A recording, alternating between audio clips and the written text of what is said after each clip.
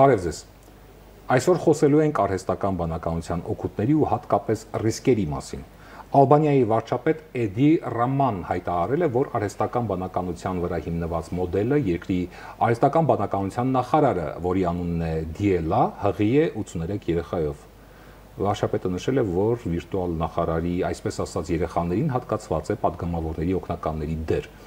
Նրանք կարձանագրեն խորհրդարանում տեղի ունեցողը եւ կտեղեկացնեն օրենսդիրներին բաց թողնված քննարկումների եւ իրադարձությունների մասին։ Սա ուշագրավ հայտարարություն է այն իմաստով, որ դեռևս մի քանի տարի առաջ նման բան կարելի էր կարդալ ֆանտաստիկ գրականությունում կամ էլ դիտել նույն ժանրի ֆիլմերում։ Այսօր այն արդեն իրականություն է ու դեռ ավելին հետեւականորեն դառնում է մեր կյանքի անբաժան մասը։ Թեմայի շուրջ զրուցելու ենք Զեփյուր Սիրադեղյանի հետ։ Շնորհակալություն հրավերը ընդունելու համար։ Բարև ձեզ, շնորհակալ եմ հրավիրելու համար։ Լսել եք այս լուրը, թե անակնկալ էր։ Լսել ենք, իհարկե լսել ենք, մենք ուսումնասիրում ենք նմանատիպ դեպքերը, որովհետև ամեն դեպքում մենք հետաքրքրված ենք տեխնոլոգիական աշխարհի փոփոխություններով, հնարավորություններով ու մարտահրավերներով եւ ինչպես կմեկնաբանեք։ Ալբանիան առաջին երկիրն է, որտեղ նախարարը արհեստական բանականությունն է։ Հիմա այդ բանականությունը նախարարը երեխաներ է ունենալու, որոնք վերահսկելու են խորհրդարանականների, падգամավորների աշխատանքը, թե ինչ է կատարվում օրենսդիր համակարգում եւ այլն եւ այլն։ Նորմալ է սա։ Գուցե մեր օրյա աշխարհում այլևս սա նորմալ է։ Ամեն դեպքում բոլոր ժամանակներում եղել են տեխնոլոգիական մարտահրավերներ, որոնք հետագայում բարձ են դարձել, որ այլևս իրականություն են եւ պետք է այն դարձնել հնարավորություն այս պարագայում։ Ես ավելի հակված եմ, որ տեխնոլոգիական աշխարհում փոփոխությունները առնվազն այսօր ու այլևս արհեստական բանականության շուրջ են եւ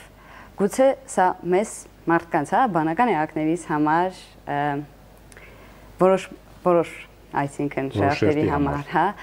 սա անընդունելի է, որոշ շերտերի համար այլևս ընդունված իրականություն, որոշ շերտերի համար վախերի պատճառ, բայց ունենք այն ինչ ունենք եւ ես նաեւ կարծում եմ, որ այսօր աշխարհում ձեր նշած, գիտաֆանտաստիկ մտածողության ձև ունեցող մարդիկ փոխում են իրականությունը։ Այն մարդիկ, ովքեր ունեն տեսլական վիժնորներ են իրենց տեսակով, իրենք կարողանում են խաղալ աշխարհի ամենատարբեր իրականությունների մեջ։ Այս պատմությունը ակամայից հիշեցնում է 90-ականների դասական արդեն ֆիլմ համարվող Տերմինատորը, որտեղ մի տարբերությամբ, որտեղ դեռ ոչ թե մեքենան է երեխա ունենում, այլ մեքենայից կինը երեխա է ունենում։ Հիմա մենք տեսնում ենք, որ արհեստական բանականությունը կառավարում է երկիրը։ Օրենքներ է մշակում, միգուցե ստուգում է, ճիշտ է, սխալ է, որքանով կարող է արհեստական բանականությունը օբյեկտիվ լինել, անաչառ լինել, հատկապես եթե հաշվի առնենք, որ իրեն ստեղծողը մարդն է, բանական էակն է։ Կարող է անաչառ եւ զուտ օբյեկտիվ հաշվարկներ անել արհեստական բանականությունը։ Առավել քան մարդը, նաեւ այս առումով կարծում եմ, որ լավագույն բարագայում կոռումպացված չէ։ Սա առնվազն օգտակար է այդ բարագայում, եթե այդպես դիտարկենք, քանզի եթե մարդ բանական էակը ավելի կոռումպացված տեսակ է, ցավոք սրտի, բայց դա մեր իրականությունն է, արհեստական բանականության պարագայում այդ ռիսկերից կարող են խուսափել։ Իսկ միգուցե մենք դեռ չգիտենք արհեստական բանականության նախասիրությունների մասին, եթե մարդու նախասիրությունը փողն է, կոռուպցիան, արհեստական բանականության նախասիրությունը, ալգորիթմի նախասիրությունը ես դեռ չգիտեմ միգուցե։ Առնվազն դա այս պահին մարդու կողմից տրված ալգորիթմն է, այսինքն նրա կողմից ձևավորված ալգորիթմն է, որը ըստ օրենսդրական այդ իրենց, բարեփոխումների տեսանկյունից բնականաբար կոռուպցիայից խուսափելու նպատակով է ավելի շատ արվում, հաշվի առնելով, որ արհեստական բանականությունը ունի էմոցիաներ, մեզ կարեկից ընկեր չէ, բայց առնվազն մեզ համար գործիք է եւ ընկեր է այնքանով, որ կարող է օպտիմալացնել process-ները եւ գործընթացները, ավելի օբյեկտիվ գնահատական տալ իրավիճակներին, քան էմոցիոնալ գնահատականներ տալ։ Այս տեսանկյունից դատողության համար, իրավիճակների դատելու տեսանկյունից արհեստական բանականությունը ավելի օբյեկտիվ է։ Դուք նոր սերնդի ներկայացուցիչ եք եւ ձեզ համար միգուցե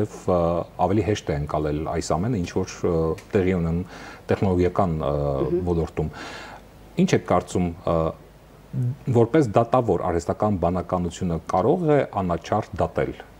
Կարծում եմ, որ որոշ ժամանակ հետո գուցե այո, այս պահին վստահ չեմ այդ հենց էմոցիոնալ տեսանկյունից, որ իր համար ինքը դատողություններ անելու է միայն փաստերի հենքի վրա, իսկ շատ հաճախ մեր դատավորները հաշվի են առնում որոշակի էմոցիաներ, երբեմն միգուցեև դա տեղին է, երբ հաշվի են առնում մարդկային էմոցիան, Դա երևի ավելի մասնագետները կասեն, այսինքն դատավորները, ովքեր որ այդ որոշումները կայացնում են, գուցե որպես մարդ բանական էակ, մենք ինքներս տարբեր որոշումներ Դուք կուզենայիք, որ հոգեբանի մոտ գնայիք կամ բժշկի մոտ գնայիք եւ ձեզ հետազոտեր արհեստական բանականությունը։ Հոգեբանի մոտ ոչ, բժշկի մոտ գուցե այո։ Եթե անկեղծ լինեմ, որովհետեւ շատ հաճախ բժիշկները մեզ չեն լսում, իսկ արհեստական բանականությունը պատրաստ է միջև վերջ մեզ լսել, նոր մեր խնդրին լուծում տալ։ Հակառակ պարագան, ելի եմ ասում, բժիշկները հաճախ հիմնվելով իրենց նախկին փորձի վրա, ամբողջությամբ չեն լսում եւ չեն տեսնում խնդիրը, որը որ ներկայացնում է, բայց ես դա նաեւ իրենց տեսանկյունից հասկանամ, գուցե անդադար նույն բանն են լսում, բայց արհեստական բանականությունը միջև վերջ մեզ լսում։ Հասարակությունները այսօր մարդիկ, տարբեր երկրների հասարակությունները պատրաստ են այսօր ընդունել որոշումներ, որոնք կայացրել է ալգորիթմը։ Իհարկե շերտեր կան, որ այո, եւ շերտեր կան, որ ոչ, բայց դա ժամանակի հարց է։ Եթե ընդհանրացնենք, այսօր պատրաստ է հանրությունը, հասարակությունը ընդունել այն որոշումները, որոնք կայացրել է ռոբոտը, այսպես ասենք։ Մեր հասարակություն դեռևս ոչ։ Բայց արագ ադապտացվելու աշխարհի փոփոխություններին պետք է հնարավորինս շուտ փորձենք դրանք ընդունել, կարծում եմ, որովհետև պետք է հաշվի առնել, որ այն պետությունները, այն երկրները, որոնք որ արագ են հարմարվում աշխարհի կողմից թելադրվող փոփոխություններին եւ կարողանում են ճկուն կերպով անցում կատարել դրանց եւ դրա մեջ հավելյալ արժեք ստեղծել եւ ներկայանալ աշխարհին, շահում են այդ պետությունները։ Այս պարագայում վստահ եմ, որ շատ տարիներ առաջ մարդկանց համար, որոնց համար որ նորություն էր հեռախոսակապը, որոնց համար որ նորություն էր անլար հեռախոսները, հետագայում ինտերնետը, կամաց արդեն ինտեգրվեց դա իրենց կյանք, հիմա էլ արդեն արհեստական բանականություն է։ Ուղղակի, եթե նրանք ավելի դանդաղ ընթացք էին պահանջում, արհեստական բանականությունը շատ ավելի արագ ընթացք է պահանջում։ Կարող է ինչ-որ մի պահի արհեստական բանականությունը դուրս գալ վերահսկողությունից եւ անել մի բան, որը անթույլատրելի է։ Եթե մարդ տեսակը ցանկանա, որ այդպես լինի, ապա կլինի։ Բայց ես դեռևս վստահ չեմ, որ մարդիկ, ստեղծողները, արհեստական բանականության ալգորիթմները, ձևավորողները թույլ կտան դա։ Այս պահին առնվազն վերահսկողության տակ է դա։ Իսկ ինչպես կառավարել արհեստական բանականությունը, երբ ինտերնետը հանկարծ վերանում է, անհետանում է։ Տեխնոլոգիական տեսանկյունից իրականում այո, ամեն ինչ փոխկապակցված է, ասել թե, բայց իհարկե կան բացառություններ այս պարագայում, այսինքն կա գործիքակազ, որը աշխատում է նաև առանց ինտերնետի, կա գործիքակազ, որը աշխատում է միայն ինտերնետով։ Ես նկատի ունեմ, պետք է ամբողջությամբ անցնել վստահել արհեստական բանականությանը, թե մարդկային գործոնը ամեն դեպքում մարդկային ֆակտորը պետք է պահպանել։ Մարդկային ֆակտորը միշտ պետք է պահպանել։ Մարդը ինքը հոգի ունեցող տեսակ է եւ առնվազն մարդն է ստեղծարարը եւ մարդն է ստեղծագործողը։ Մենք պետք է միայն կարողանանք, մարդիկ պետք է ստեղծագործեն, արարեն, պետք է զբաղվեն նմանատիպ աշխատանքով։ Արհեստական բանականությունն էլ է ստեղծագործում, երաժշտություն է գրում, նկարում է եւ այլն եւ այլն։ Այնպես ինչպես հրահանգավորում է իրեն մարդը։ Մարդու երևակայությունը, մարդը դնում է երևակայությունը այդտեղ եւ առնվազն այդ պարագայում փորձում է ստեղծագործել արհեստական բանականությունը եւ արհեստական բանականությունը որպես գործիք այսօր օգտագործել է աշխատանքում, օգտագործել, չգիտեմ, հենց դասերի մեջ հետազոտություններ անելիս առնվազն հեշտացնում է մեր գործընթացները, օգնում է մեզ, որ մեր ժամանակի տերը լինենք մենք եւ այնքան կենցաղային խնդիրներով զբաղված չլինենք, այնքան կենցաղային եւ ադմինիստրատիվ աշխատանքով զբաղված չլինենք, որ հասցնենք նաեւ ստեղծագործել, մեծ բաների մասին երազել, մեր ռեսուրսը եւ իրական ներուժը բացահայտել։ Այս պարագայում սա միայն օգնող միջոց պետք է լինի մեզ։ Եվ ունենալ այդ մտածողության ձևը, որ արհեստական բանականությունը որպես գործիք այսօր իմ ընկերն է, ինձ օգնում է այսինչ գործընթացները ավելի հեշտացնել, փորձում է խնայել իմ ժամանակը, այդտեղ կկարողանանք արդեն կամաց հենց անցում կատարել նրան, որ բացահայտենք մարդու իրական ներուժը եւ ռեսուրսը, որ մարդ տեսակը կարող է աշխարհում շատ ավելի մեծ արժեք ու բարիք ստեղծել, քան այսօր անում է, որովհետեւ այսօր մենք շատ ավելի ներգրաված ենք կենցաղային խնդիրները լուծելով եւ դրանց մասին մտածելով։ Դուք բուհում սովորելու տարիներին օգտվել եք արհեստական բանականությունից, թե ձեր ժամանակ։ Իմ ժամանակ չկար։ Այսօր ինչի վրա եք աշխատում, ինչ եք անում։ Եվ արհեստական բանականությունը որքանով է ձեզ օգնում ձեր աշխատանքի մեջ։ Այո, այսօր հենց կազմակերպություն, որտեղ ես աշխատում եմ, Ռեարմենիան, մենք հենց մարդկանց փորձում ենք սովորեցնել արհեստական բանականության գործիքներ եւ գործիքակազմ, որպեսզի իրենք կարողանան իրենց աշխատանքներում շուկայի վերլուծության մեջ, հետազոտությունների մեջ, բիզնեսի օպտիմալացման ամենատարբեր գործիքակազմերի մեջ, թեկուզ իրենց կենցաղային հարցերը լուծելիս օգտագործել արհեստական բանականություն։ Այսօր կարող ենք օրինակ մեր գործընկերներից մեկը միշտ ասում է, որ իր մայրը մտածում է, ինչ եմ այսօր էփելու, եւ դնում է ուղակի մի քանի